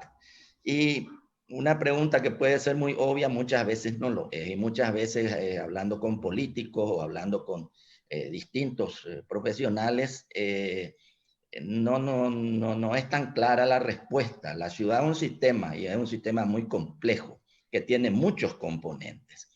Están citados acá varios de esos componentes. Si yo digo que la ciudad es un hecho histórico, pero no es solamente eso, ¿verdad? Si yo digo que la ciudad es un hecho físico, urbanístico, la parte material, sí, claro que sí, pero no es solo eso. Y acá también está que la ciudad es un hecho económico, sin duda, ¿verdad? Y es un hecho cultural que se da en el territorio. A mí me enseñaron esto, 3 palabras para designar la ciudad. Son 3 poderes de la ciudad. Civis, polis, urbis. Creo que resume muy bien ese sistema complejo que es la ciudad. Bien, Asunción, el territorio y Google Earth. Como les dije, yo iba a pasar también, o voy a pasar también nuestro anuncio local. Y bueno, esta es esta señora Asunción, el Gran Asunción ya. Ahí se ve el río Paraguay y lo que está en primer plano es el Chaco paraguayo del lado izquierdo y el Chaco argentino del lado derecho. La foto está desde el noroeste Somada. Y esto es el centro histórico, el origen de Asunción, el tejido más consolidado que tenemos. Y acá ya se da, en nuestro caso, una anomalía muy grave, muy seria. Hablamos del río Paraguay y las costas, un río magnífico, una bendición. Y acá ya se nota lo de la ciudad formal y la ciudad informal, en pleno centro de Asunción, ¿verdad? Luego están los ejes urbanos hacia donde fue creciendo nuestra ciudad, los nuevos barrios que fueron apareciendo en Asunción, y después Asunción y el borde metropolitano. El borde metropolitano ya se fueron juntando las ciudades, los distintos municipios, con este producto, produciendo este tipo de ciudad que si hay tiempo daremos nuestra explicación al menos, habrá más, pero este es el tipo de ciudad que creamos, este es el tejido que estamos creando, que en realidad estos se convierten en unos guetos por una cantidad de razones que se podrán imaginar ustedes, ¿verdad? Falta de infraestructura, falta de servicios, falta de densidad, falta de equipamientos urbanos, grandes distancias para llegar al trabajo o para llegar a distintas actividades en la ciudad. Pero los guetos para ricos también están, son los barrios cerrados, con este modelo de ciudad que no es el más apropiado. El ambiente rural destruido, no campo, no ciudad, porque no es campo, no es ciudad esto. Y bueno, el territorio metropolitano hoy, las densidades urbanas del Gran Asunción. En Asunción tenemos 45 habitantes por hectárea. En el área metropolitana tenemos 30 habitantes por hectárea y en la región metropolitana, que es un área mayor, tenemos 13.5 habitantes por hectárea. No nos alcanza. No nos alcanza para hacer ciudad ninguna de las tres cifras. Tiene que ver con ese proceso de producción de la ciudad. Asunción hoy, el tamaño de nuestra economía en Paraguay es de 40.000 millones de dólares aproximadamente. Nuestro PIB per cápita son unos 6.500 dólares. El presupuesto nacional, el presupuesto municipal dice 250 millones de dólares en el caso de Asunción, pero no se ejecuta eso y ahí están incluidos también bonos y préstamos. Nuestra deuda externa del país y la tasa de inflación promedio de los últimos años. Aquí está la ubicación de Asunción y el Gran Asunción. En el mapa de la izquierda está el Paraguay, Asunción, a orillas del río Paraguay. En la derecha está Asunción en naranjado, y está la zona verde, es lo que llamamos nosotros área metropolitana, que es la zona que ya no tiene suelo rural, y luego está el Gran Asunción o la región metropolitana que incluye el área celeste, y ahí son los datos que he dado, que son aproximadamente 30 municipios. Asunción y los conflictos, y efectivamente la huella urbana de Asunción y el Gran Asunción que pudimos ver gracias a Google, esto significa una destrucción del territorio y una generación de grandes pasivos, evidentemente ambientales, sociales, económicos, urbanísticos, culturales. Y, por ejemplo, para muestra 2 botones, el sistema hídrico de todos los arroyos del Gran Asunción están totalmente contaminados todos por falta justamente de ese proceso de producción de ciudad hecha en base a loteamientos que no prevén infraestructura, que no prevén servicios. Entonces no hay cloaca. Si hay cloaca, el sistema cloacal, esa red va directo al arroyo, no hay plantas de tratamiento. Entonces tenemos un pasivo, por ejemplo, de entre 2.000 y 3.000 millones de dólares, como se explica ahí a la izquierda, le debemos al territorio del Gran Asunción nosotros. O el pésimo sistema de movilidad, o la ausencia de un sistema de movilidad, mejor dicho, con un muy deficiente transporte público, y nos genera una pérdida de unos 2 millones de dólares por día. Estos datos están tomados del Plan Estratégico Metropolitano de Asunción, desarrollado con el BID en el año 2013, creo, 2014. Bueno, y acá tenemos también los conflictos de Asunción, no somos originales, son conflictos y amenazas propias de las ciudades de los países no desarrollados. Tenemos diagnósticos, sí que los tenemos y de muy buena calidad, por ejemplo, realizado con el BID hacia el 2015 para el área metropolitana de Asunción. No me detendré en esto, ¿verdad? Pero hay como tres grandes, es un método también muy rápido, muy efectivo para proponerle algo a la ciudad, partiendo del diagnóstico que toma tres grandes componentes: lo fiscal y la gobernabilidad, el desarrollo urbano integral y el tema medio ambiente y cambio climático. Y esto entonces sale como un diagnóstico de la ciudad, en este caso el Gran Asunción. Lo que está en verde está bien, lo que está en amarillo está medio y lo que está en rojo está aplazado. Como vemos, nuestro paciente no está en las mejores condiciones. No me detendré en esto, pero esto está construido en base a una serie de indicadores, en encuesta de opinión pública, en análisis técnicos, análisis económicos y en comparación también de estándares. Los grandes temas de Asunción y Gran Asunción son la movilidad al transporte, el uso del suelo, ordenamiento del territorio y el saneamiento y drenaje. Y a ese punto 2 es el que es muy aburrido. No quiere nadie escuchar esto de vamos a hacer un plan de ordenamiento del suelo, etcétera. No se quiere escuchar eso nos consta, pero se nota que es fundamental porque es la causa de muchos conflictos posteriores. Tenemos en Asunción planes de acción bien concretos, algo se ha hecho. Tenemos distintos escenarios de crecimiento, donde el escenario tendencial es realmente desastroso, ¿verdad? Y luego hay uno óptimo y uno intermedio. Asunción, y en el caso de Asunción, tenemos que saber que Asunción tiene unos bañados, unas zonas que son territorio del río, que son inundables.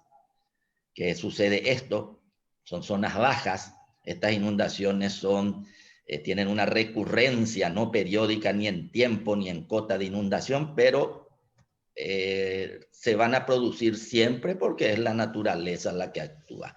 ¿Qué pasó? Ahí están las inundaciones, subida, bajada, los años, siempre va a inundación. Y esto tiene un costísimo enorme. ¿Por qué? Porque el 20% de Asunción prácticamente se ha ubicado en condiciones de informalidad en estas zonas que son inundables y que muchas veces se convierten en zonas muy pobres, zonas marginales, etc. Asunción y sus planes urbanos. Desde la década del 90 tenemos una serie de planes que se han venido haciendo para Asunción y Gran Asunción, algunos integrales, algunos sectoriales, pero sí se tiene una hoja de ruta que se ha tratado de ir construyendo a través, como digo, de distintos planes. El ICE forma parte de eso, la Agenda Urbana Gran Asunción también. Y hasta que en el 2016 se hizo una actualización de todo esto con un plan de proyecto de ciudad que se llama Asuviva, hecho con una cooperación del BID. El proceso de elaboración del plan, por supuesto, se tiene en cuenta la participación de los diferentes actores, por supuesto, reuniones, talleres, y el plan no tiene ninguna gran originalidad que no tengan otros planes urbanos, trata de los temas ambientales, sociales, económicos y de los mecanismos de gestión de esto y de la normativa necesaria. La táctica de gestión es pasar del plan urbano al proyecto urbano. El plan urbano suele ser muy aburrido, entonces hemos traducido el plan en algunos proyectos que se pueden dibujar como se ve ahí a la izquierda. ¿Y cómo hacemos esto? A partir de alianzas estratégicas con el gobierno nacional. La estructura municipal, incluso la de Asunción, es muy débil. La fase 2 son alianzas estratégicas con los actores urbanos. Se había iniciado los foros de la ciudad presenciales con distintos temas para instalar todo esto a través de foros temáticos y luego ir a los barrios. Asuviva en los barrios y también vincular con otras iniciativas, por ejemplo, una plataforma que se llama Asuviva, hecha con el Banco Mundial, que es una plataforma de información y de comunicación, de ida y vuelta. También hay otros proyectos. Y también el trabajo para la recuperación, el desarrollo de las costas de Asunción con esa población que hemos visto que vive en los bañados de Asunción. Esto también está muy desarrollado y muy trabajado con el gobierno nacional. Por supuesto, tener en cuenta la nueva agenda urbana, ONU Hábitat, tener en cuenta los objetivos de desarrollo del milenio. Bueno, Hay buenas noticias también. Está demostrado que sí se puede a veces hacer cosas. En el año 2011 se hizo el proyecto costero del Bicentenario, tomando algunos componentes del Plan Maestro de la Franja Costera. Y así se inició ese proceso de recuperación y desarrollo de los bañados y costas de Asunción. Ese proceso está iniciado y ojalá que continúe. Posteriormente a esto, se vio estos beneficios que tenía y han surgido nuevos proyectos, nuevas partes del proyecto, nuevos sectores que se están ejecutando. Los tres grandes poderes, siempre hablamos nosotros, el poder del proyecto. Hay que tener un proyecto si uno quiere cambiar una realidad, sea la que sea. Queremos cambiar la educación en Paraguay, necesitamos un proyecto de educación. Queremos la ciudad, necesitamos un proyecto de ciudad. Entonces hablamos del poder del proyecto. El poder de la sociedad, tiene que estar involucrada la sociedad. En algunos momentos se ha involucrado, por eso estas cosas se han podido hacer. Nuevos caminos para la franja costera, fue la sociedad la que propuso hacer por módulos esto y hacer ese proyecto del Bicentenario, y se hizo. El poder del acuerdo político, imprescindible. Estamos hablando de proyectos públicos, entonces tiene que haber acuerdos políticos. La visibilidad, la instalación del proyecto urbano también es muy importante. La gente tiene que conocerlo, tiene que entenderlo, los diferentes actores, para que sean aliados. Finalmente, el desarrollo y la ciudad. ¿Cómo podemos hacerlo? Creo que es la cosa. Y bueno, sabemos que el desarrollo urbano integral, y cuando hablamos de integral, hablamos de desarrollo económico también, ¿verdad? Evidentemente. Es un proceso complejo e interactivo. Y ahí otra vez traigo estas tres palabras de la ciudad, estos tres poderes: la sociedad, el gobierno de la ciudad y el propio territorio, ¿verdad? Y la necesidad del diseño, legitimación, gestión del proyecto sostenible, ese proceso. Gabriel nos mostró algo fantástico, después le iba a tomar una clase particular, me gustó mucho, y esto tiene que ser un proceso basado en la participación, los acuerdos y los compromisos de los diferentes actores. Y tenemos que introducir ese proyecto de ciudad en campos de interés común para que esto consiga aliados y vaya para adelante. Yo le doy mucha importancia al objetivo de desarrollo sostenible número 17, que son las alianzas estratégicas. Necesitamos crear capital social. En nuestro país nosotros necesitamos tremendamente generar capital social. Alberto se refirió a eso. Y bueno, algunos datos generales de Asunción: superficie 12.000 hectáreas, 120 kilómetros cuadrados, población 520.000 habitantes, población informal 20%, densidad poblacional 45%, presupuesto municipal 250, que no llega a tal, de los cuales el 90% son gastos fijos, más o menos. Tenemos 6.370 manzanas catastradas, tenemos 111.123 lotes catastrados y tenemos cuentas corrientes catastrales 147.000. Esto es por la copropiedad, por la propiedad en altura, ¿verdad? Entonces son unas 150.000 lotes o cuentas corrientes, más dicho. Bueno, datos generales del Gran Asunción: 30 municipalidades, 200.000 hectáreas, es enorme esto. Población 2.700.000 habitantes de los 7 millones y tanto que somos en el Paraguay. Densidad urbana promedio 13.5, dijimos que no alcanza. Y un presupuesto global estimado y muy chutado, porque también, como Alberto, busqué datos, vengo buscando también y no hay mucho dato, entonces hay que tomar algunos supuestos, pero más o menos eso es. Recuerdo que un profesor, cuando yo era estudiante en la Universidad Católica de Chile, nos trajo una vez toda una clase que se llamaba La Capital, el Capital, y se refería a Santiago de Chile, ¿verdad? Y nos contó cuánto era el activo de eso, y fue muy, muy buena esa clase. Y bueno, aquí también hicimos un chute, más o menos qué es lo que tenemos aquí. Este es Asunción nomás, no es Gran Asunción. Entonces hay un activo importante aquí. Y yo me fui hacia abajo, no me fui hacia arriba en todo esto. Hice unos cálculos en base a esos tres elementos, esos tres componentes, y bueno, más o menos sale ese número, tomando datos de diferentes lugares. Ahora bien, Existen ciudades con proyectos y ciudades sin proyectos. Y cito 3 casos emblemáticos de primer mundo y de la región. Barcelona, emblemático. Curitiba, de la región desde hace muchos años. Jaime Lerner y todo un equipo. Y Medellín. Son 3 casos para mí de ciudades con proyectos. Son 3 casos de ciudades que se han transformado con un proyecto y con una gestión, con un mecanismo de gestión de ese proyecto. No hay tiempo para explicar ni es objeto de esta participación. Y luego está lo que se llama el marketing de las ciudades. Alberto también mencionó que las ciudades compiten entre ellas, y claro que sí, en las ciudades pasan muchísimas cosas, y Joan Clos y otras personalidades del mundo del desarrollo y del desarrollo urbano y de ONU y etcétera, ellos dicen que desde las ciudades se puede realmente mejorar el mundo en todo, y desde las ciudades se puede combatir la contaminación, y desde las ciudades se puede combatir grandemente, por ejemplo, la pobreza.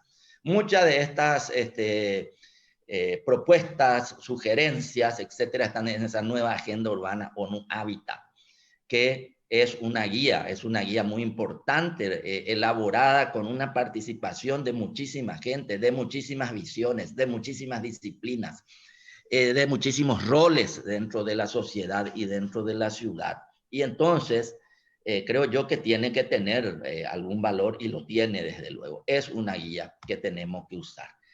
También conviene saber aprender de la historia. En nuestro caso, nuestra sociedad de inicios del siglo XX, que construyó una ciudad magnífica a pesar de ser una sociedad sumamente golpeada, pero construyó una ciudad magnífica. Algunas fortalezas y oportunidades que no sabemos ver. Por ejemplo, Gallup dice que nosotros somos súper felices, y bueno, eso es un activo. ¿Cómo no lo va a hacer? O este periodista del New York Times dice que Asunción es una ciudad fascinante. Estuvo acá hace 2 años. Yo ni lo conocí, yo me enteré después de esto. Finalmente, nosotros tenemos este proyecto o cualquier otro proyecto de ciudad, hay que tenerlo. Y quiero comentar esto, el PIB de Corea y el PIB de Paraguay. En el año 70 más o menos había muchos coreanos en Paraguay. Y resulta que el PIB per cápita en Corea era $279. Entonces, en el año 70 yo estaba entrando a la secundaria del colegio, saliendo de la niñez, y el Paraguay tenía un PIB per cápita de $240. Así nomás estábamos cerquita. Bueno, no hace falta explicar que ellos hicieron las cosas de alguna manera y nosotros hicimos de otra, evidentemente, porque se ve en las dos comparaciones de más abajo que habiendo partido de un mismo lugar más o menos en el año 70, hoy la situación es bastante diferente. Entonces digo nomás yo, y otra gente también dice, ¿por qué no miramos un poco cómo hicieron ellos y otros? Y nos miramos a nosotros mismos y comparamos y vemos cómo hicieron ellos y qué hicieron bien. Y miramos también nosotros qué hicimos bien y qué hicimos mal. Pero evidentemente son dos desempeños, dos performances muy diferentes, ¿verdad? Bueno, finalmente la otra Asunción de hoy. Asunción es una ciudad, creo yo, tiene muchísimas cosas muy, muy agradables. Tiene su gente, tiene el río, sin duda. Y ahora con el Plan Maestro de Franja Costera va a tener playas, incluso la ciudad tiene costanera ahora, a partir también de estos proyectos, de esta recuperación. Hay un proceso de revitalización del centro histórico mediante la reutilización de estos espacios como el expuerto de Asunción. Y en fin, se ha empezado a usar la calle nuevamente para el encuentro de la gente. No hay que olvidarse que la ciudad es la gente. La ciudad no es solamente la calle, la plaza, los edificios. La ciudad es la gente. Bueno, entonces el lugar de encuentro de la gente, el living de encuentro, el estar, es el espacio público. Esta es la plaza de Armas, ¿no? O esta es la calle Palma. En diferentes fechas se han organizado estas fiestas, que esto es ocio. Y el ocio es todo un elemento de las ciudades también, hay que saberlo. Y bueno, no olvidar otro poder que es el poder de la imaginación y la magia de la imaginación. Estos niñitos del Bañado Sur, evidentemente, con su imaginación se están tomando una selfie. Bueno, la gran propuesta es que tenemos que tener un proyecto de ciudad y entonces a partir de ese proyecto y de crearle los mecanismos que Gabriel nos va a después dar una clase particular y de incluir a otra gente desde otras disciplinas, como la economía, desde luego, un tema fundamental, tal vez podamos tener éxito en esto. Muchas gracias. Gracias, Chalo. Espectacular. Aplausos también a la distancia, aplausos pandémicos a la distancia para Chalo. Yo, en realidad, voy a hacer una presentación muy breve y ya estoy recibiendo algunas preguntas y otras yo mismo las estoy haciendo, que sería la despedida ya de nuestros panelistas, es escaso el tiempo. Para Alberto tengo una, para Luis tengo otra, para Gabriel tengo otra, para Chalo tengo otra y la mía ya la respondo de entrada. Entonces voy a hacer tipo universidad, somos todos profesores universitarios. Le recuerdo yo a Gabriel que él ya me invitó, yo ya fui profesor en la UBA hace 2 años en su espectacular curso de posgrado. Y ahora solo falta Alberto, nomás que le llegue Gabriel. Y yo me voy a ir de ordenanza de Alberto a llevarle la maleta, él enseña y nosotros nos vamos después Chalo también se quiere ir, nos vamos a Buenos Aires apenas se habiliten los vuelos.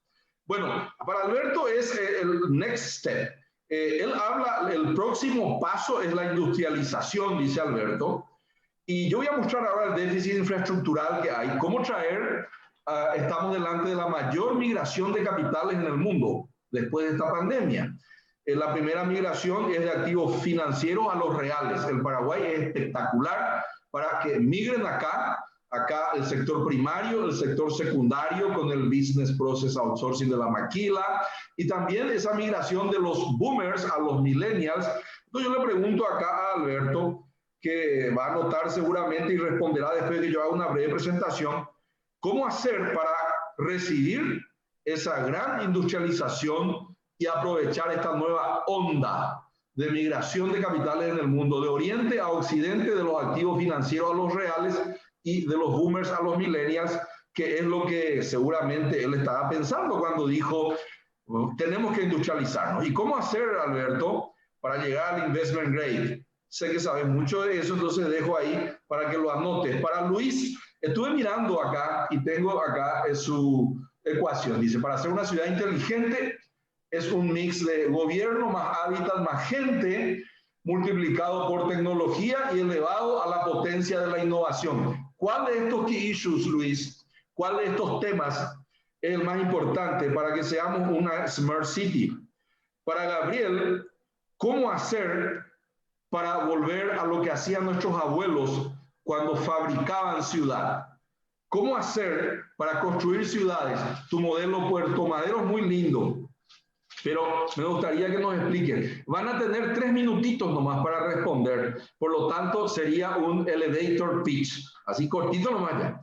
Y para Chalo, ¿por qué, Chalo, la Urbis, la Polis y la Civis nunca se ponen de acuerdo? Y ya comienzo luego mi presentación en Paraguay, donde el caos es gratis y el orden es oneroso. Esa es mi presentación. Yo voy a presentar rápidamente los 5 principios del caos urbano y los impactos en la economía urbana. El primero de los principios, de los axiomas, es que la gente vive en ciudades, no en países. A pesar de ello, los enfoques de la mayoría de las políticas públicas son nacionales, o peor aún, como pudiera ser el caso de los problemas climáticos, son multinacionales. Pero no hay un intendente que tenga los recursos suficientes para mitigar o compensar con recursos locales limitados, estoy hablando de economía urbana, problemas climáticos que son internacionales.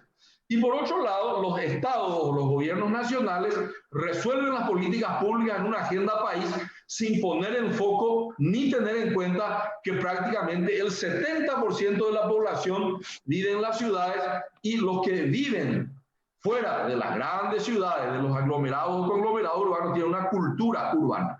El 70% de la población es urbana y el otro 30% culturalmente también tiene una cultura urbana. ¿Y cómo estamos en el Gran Asunción? Y yo veo que no tenemos un desarrollo local. San Lorenzo, Luque, Fernando fagocitan las células de Asunción y se convierten en y sirven a células metropolitanas. O sea, Asunción es una ciudad que tiene un presupuesto de 200 millones de dólares, morosidad del 50%, se recauda 100 millones de dólares, no da ni para mojar un sa, como dijo Chalo, el 70, 80 o 90% va a gastos rígidos, no hay solución. Entonces, yo creo que también se necesita un choque de gestión en la administración municipal y hace rato que se promete y no pasa absolutamente nada. El segundo axioma, primero sigo también con el axioma primero, valga la redundancia, tengo acá como decía un expresidente, subí un poquito más, bajá un poquito más, yo les cuento que tengo acá mi copiatín y yo mismo me subo y me bajo y digo que en Asunción existe un capital muerto, como dice Hernando de Soto. Baldíos construidos subregistrados, plazas invadidas, Banco de San Miguel invadido, y no solo los pobres invaden Asunción. Hay mucha invasión de gente rica que invade, los astilleros de gente rica invaden Tacumbú, invaden el Banco de San Miguel, y nosotros tenemos entonces un subcatastro, por eso se recauda poco. El segundo principio es la ley de la entropía. El caos es gratis y el orden es oneroso. Cualquier pedazo de ciudad que entra en colapso es un proceso de efecto recíproco y circular, donde cooperan el gobierno municipal, el gobierno central y los ciudadanos. Por eso yo digo, el caos no hay que hacer nada para que haya caos, ¿verdad? Al contrario, una política pública en el Paraguay es no hacer nada. O sea, es una política deliberada, tanto de multinivel, multiactor, tanto el gobierno nacional, el gobierno departamental y los gobiernos municipales no hacen nada, y esa ya es una política pública. No hacer nada ya es una política pública y el caos acontece sin intervención alguna. Es la ley de la entropía que pertenece a la física. Dice que el desorden aleatorio de las partículas subatómicas tienden al caos y eso lleva a la desaparición en un gran agujero negro. Y eso es lo que pasa. Los baches, las aglomeraciones en el tránsito porque no hay un transporte público, las finanzas municipales que son agujeros negros, es lo que nos muestra de que lo que va a restar de este universo, dice la física cuántica, es el desorden absoluto. Todo lo que existe de forma organizada se mantiene dentro de un orden por medio de un flujo de energía que es decisiones de políticas públicas y presupuesto. Y acá no hay ni lo uno ni lo otro. Acá lo que hay es lo que dice John Nash, el premio Nobel, que dice que la mejor decisión individual es la peor grupal. Y esas son nuestras ciudades, cada uno para sí y Dios para nadie. El caos total. El tercer axioma es que hay mucho miedo, ambición y pereza que mueven a las ciudades. En el Japón, los sistemas de trenes subterráneos mueven 8 millones de personas por día. Todo funciona de manera súper ordenada. Una vez le pregunté yo a alguien que viajó a Japón, ¿y por qué lo que es así? Y me dicen ellos, porque si no son ordenados se mueren todos. Y bueno, en espacios pequeños desordenados, ellos no podrían sobrevivir si no son ordenados. El temor existe. Nosotros vivimos ciudades con temor. Decía Jaime Lerner en Curitiba, una ciudad donde yo viví casi 10 años, que en la ciudad somos todos parientes por el lado de la calle, pero tenemos todos miedo si no somos a nuestra imagen y semejanza, no son nuestros vecinos. Por eso que la desigualdad, me gustó, alguien mostró ahí el índice de Gini, es muy jodido. El índice de Gini, hablo como economista, tiene que ir mejorando, es decir, tiene que haber más equidad, más isonomía en los ingresos, porque uno solo se acerca a aquel que es igual a su imagen y su semejanza.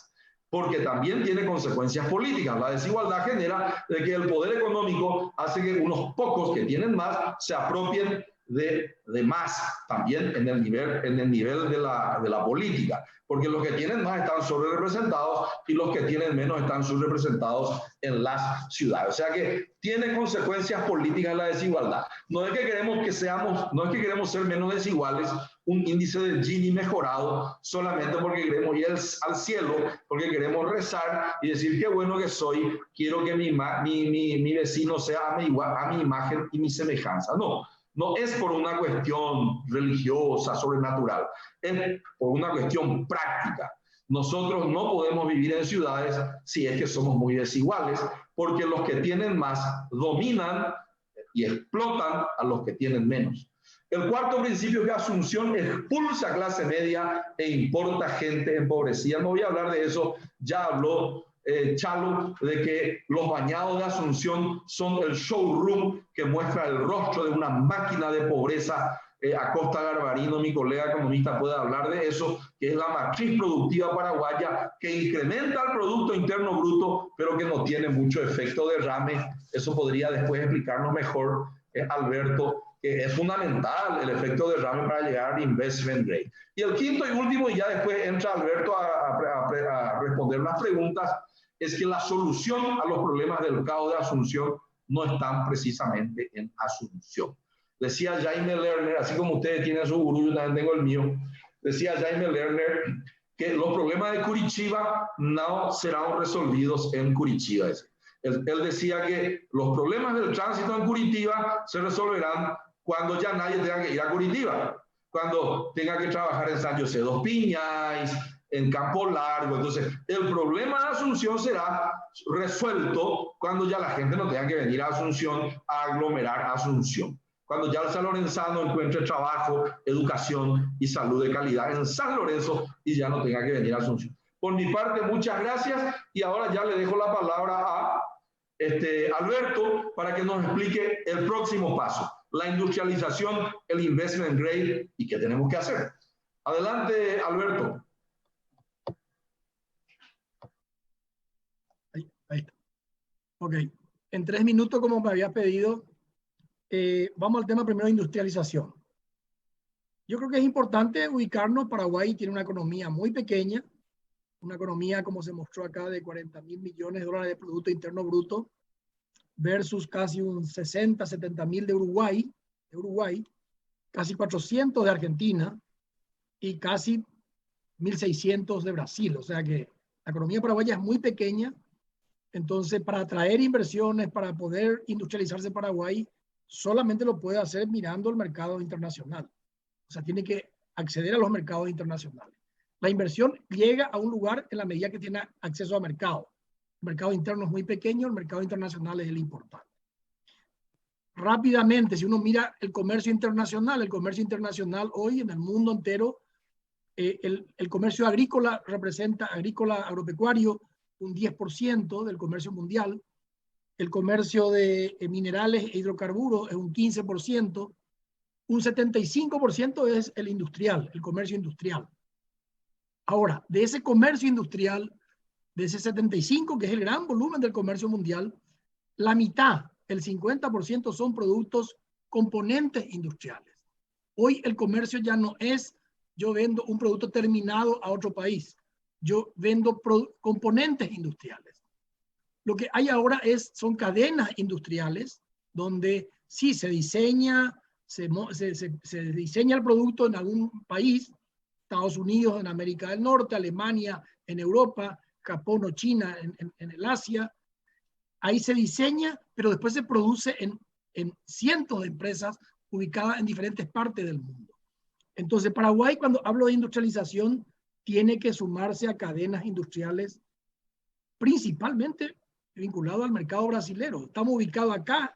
Ojalá podamos cambiarnos de ubicación geográfica, no podemos hacerlo. Entonces, el gran mercado regional es Brasil. Paraguay tiene que formar parte de esas cadenas industriales, haciendo una parte del proceso.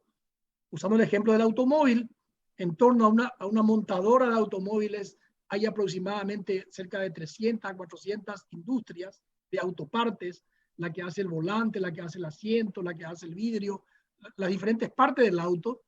Y Paraguay puede producir alguna de esas partes. Y lo está haciendo en este momento. Entonces, cuando yo hablo de industrializarnos, estoy hablando de sumarnos a cadenas industriales vinculados principalmente por la ubicación geográfica de Paraguay, al mercado brasilero. Eso implica, lógicamente, negociar. En ese sentido, Mercosur ha sido un fracaso hasta ahora, pero no quiero entrar en ese tema.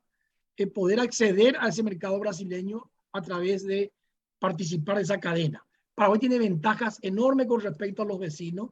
Si tiene acceso a esos mercados, tiene ventaja de que tiene estabilidad macro, cosa que no tienen los vecinos, un país ordenado, un país con bajo nivel de endeudamiento, una moneda que tiene más de 70 años, un país estable, un país predecible, un bajo nivel impositivo, pero más que un bajo nivel, y vos conocés mejor que yo, Víctor, eso, lo que más valoriza al brasilero no es solamente que Paraguay tiene bajos impuestos, tiene un sistema impositivo muy simple, muy sencillo, con 3 impuestos. Básicamente IVA, 10%, impuesto a la renta personal, 10%, y impuesto a la renta personal y empresarial, 10%. 10, 10 y 10. Sistema sencillo. Versus Argentina, ahora sí que tienen una maraña de sistema impositivo, inentendible prácticamente. Paraguay tiene que ser simple, simple. Cuando vino Michael Porter a Paraguay, dijo, ustedes están rodeados de 2 países extremadamente complicados, ustedes tienen que ser simples, un país sencillo, un país simple, y vamos a atraer muchas inversiones. Pero tenemos que poder acceder a los mercados. También tenemos 2 países grandes que son muy cerrados, ¿verdad? Que quieren proteger su industria, y realmente ahí yo veo en Brasil, sobre todo, Víctor, que vos no sé tanto como yo, hay sectores que ven a Paraguay como una oportunidad para poder competir contra la industria asiática, y hay algunos sectores más conservadores que no quieren y quieren seguir protegiendo su industria en el Brasil. Pero Paraguay tiene oportunidad, pero tiene que, lógicamente, poder negociar acuerdos que le permitan acceder al mercado. Con respecto al investment grade, esta es una pregunta que yo también me hago y le hacía a la calificadora de riesgo. ¿Por qué Paraguay no tiene ya hoy el investment grade? No tuvo ya antes el investment grade.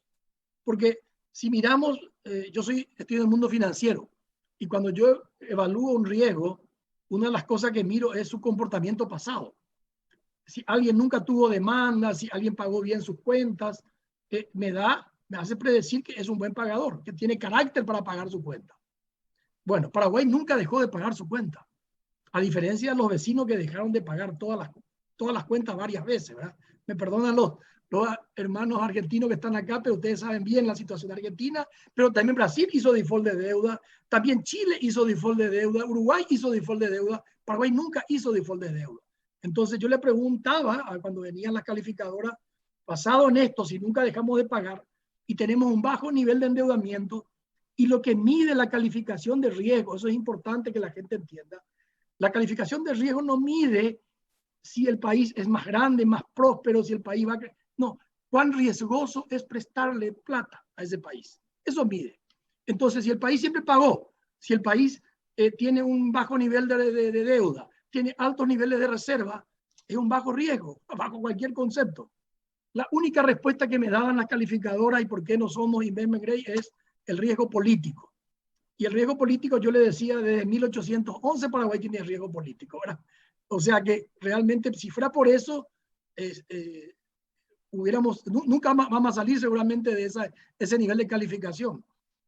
Bueno, hoy hablan del problema institucional, el problema de la inseguridad jurídica. Y bueno, yo creo que lo que nos falta justamente para dar ese paso y ya dejarle sin argumento a las calificadoras es el tema de la seguridad jurídica, que es el tema realmente, es el gran tema que podemos hacer otro panel, si querés, Víctor, para hablar de eso.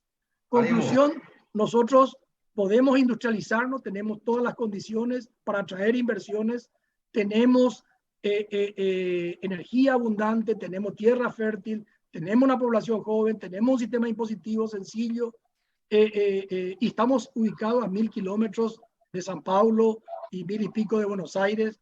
El tema es que podamos acceder a esos mercados, no para reemplazar a la empresa brasilera, sino para entrar dentro de las cadenas industriales, muchas de ellas manejadas por empresas inclusive multinacionales, ¿verdad?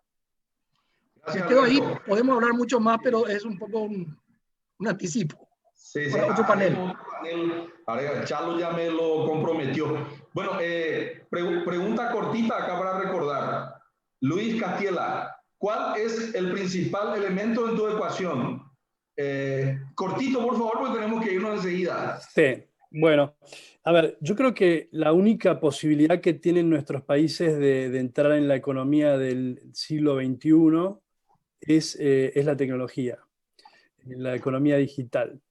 Lo que no quiere decir que la economía analógica no sea importante, ciudades como Buenos Aires, que está rodeada de millones de pobres, digamos, si uno ve el caso chino, ¿no?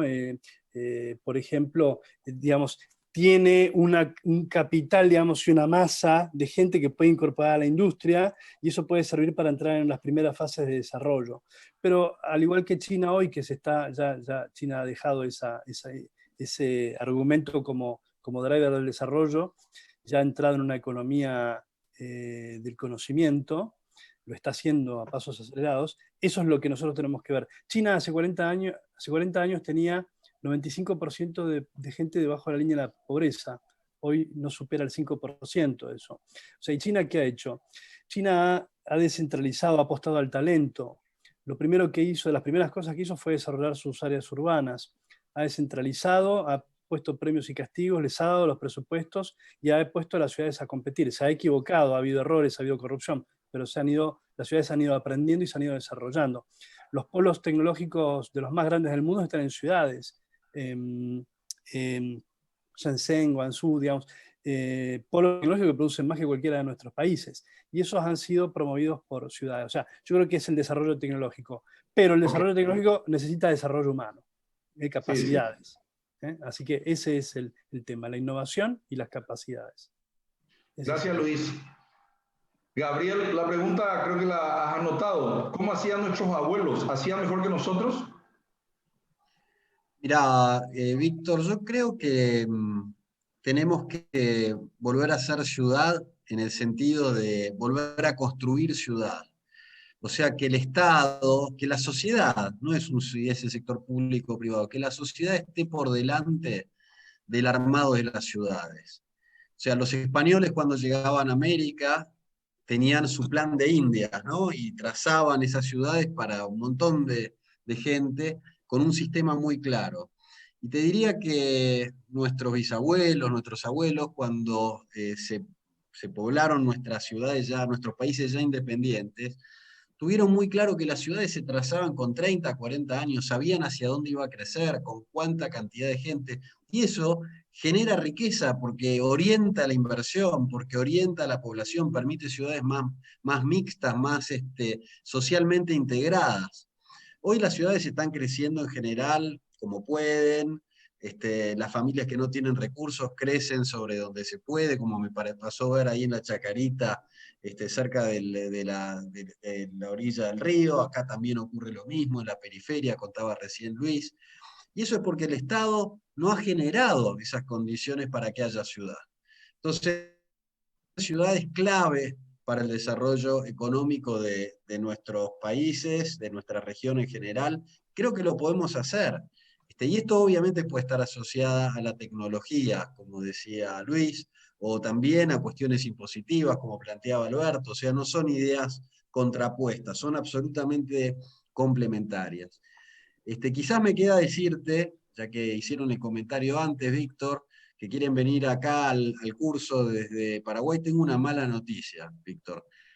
Que va a ser digital el año que viene, porque este año fue tan buena la oportunidad de hacerlo digital, y que yo en estos 2 años he tenido un excelente intercambio con Paraguay, gracias a las distintas invitaciones que ustedes me han dado, Víctor, a conocer Asunción, Chalo también, con todos los trabajos con ONU Habitat, y he sumado un tercer amigo que ha sido alumno este año, que se llama Fernando Maidana, y que no solo ha sido un gran alumno, sino que ha hecho quedar muy bien a Paraguay, porque ha traído casos, los ha mostrado, y ha sido un alumno de 10. Así que si nos está viendo, quiero que lo sepa, que vamos a dar las notas en estos días, y ha sido un 10. Así que a invitar a más amigos paraguayos a que se sumen al curso, porque hemos disfrutado mucho de tenerlo a Fernando entre nosotros.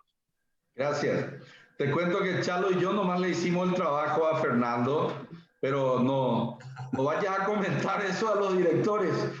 ¿Viste en la facultad? Algunos le ayudan, pero Fernando no pidió ayuda. Una ayudita, puede ser.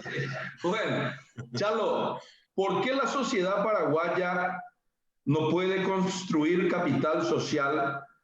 ¿Cuál es el problema entre la polis y la CIDIS? La polis es igual a la CIDIS, porque la CIDIS parece que es muy ética y la polis nomás la que no tiene ética. o cómo viene la mano? ¿Somos de Marte? ¿Somos de Júpiter? ¿Cómo viene la mano? Bien, evidentemente esa interacción en lo que es el sistema entre civis, polis, urbis, evidentemente es de ida y vuelta, ¿no? Ahora bien, ¿por qué no funciona ese círculo como debería funcionar? Y bueno, tenemos muchos problemas, ¿verdad?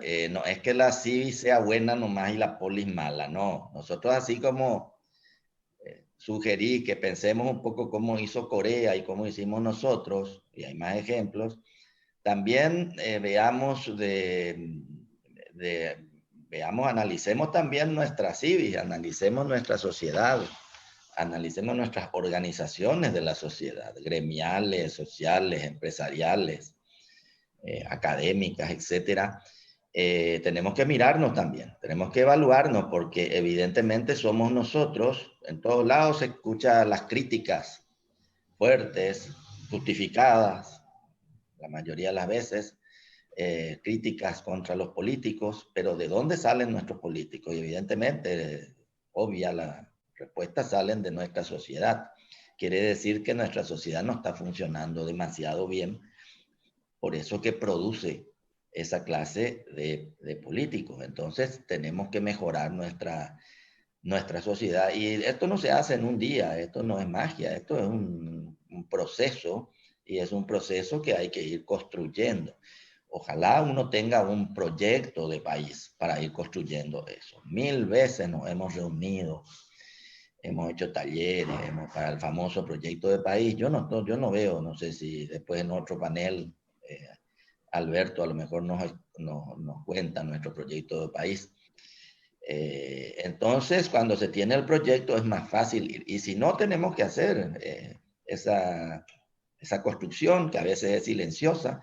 Este foro es un pequeñísimo aporte cuántico para ir fortaleciendo el capital social. Y si no tenemos capital social fortalecido, yo por lo menos estoy convencido, después de haber visto muchas cosas, los países que funcionan, o las ciudades que funcionan, porque sus sociedades funcionan. Y no es al revés, no es que tuvieron la suerte nomás de tener unos políticos iluminados, enviados por los dioses y fantásticos, no. Tienen sociedades de calidad, por eso producen eso. Y tenemos que ir yo no tengo la fórmula, Víctor, pero lo que sí sé es que es fundamental que nosotros desde todos los lugares colaboremos a la construcción del capital social. Por eso pongo tanto énfasis en el objetivo 17 de los Objetivos de Desarrollo Sustentable, que habla de las alianzas estratégicas, que eso tiene que ver directamente con fortalecer capital social. Esa es mi respuesta. Gracias, Chalo. Vamos a tener que despedirnos, vamos a tener que hacer así un paneo rápido de chau nomás. Mi mensaje es que cuando el barco se está hundiendo, ningún camarote está seguro. Hay gente que cree que hay camarotes que están más seguros que otros. Y bueno, muy buenas noches, Gabriel, desde Buenos Aires. Hola, chau. Muchas gracias, Alberto, desde Asunción. Gracias. Luis Castiela. Gracias, Víctor. Sí, gracias. Y yo acá desde Villamorra con Chalo. Y lo comprometemos a Alberto públicamente que haremos con Dende 5 días y el Club de Ideas otro panel. Chalo va a ser nuestro director de nuevo. Chalo fue el que realmente tuvo la idea. Me dijo, hagamos algo para colaborar en este momento pandémico más allá del COVID.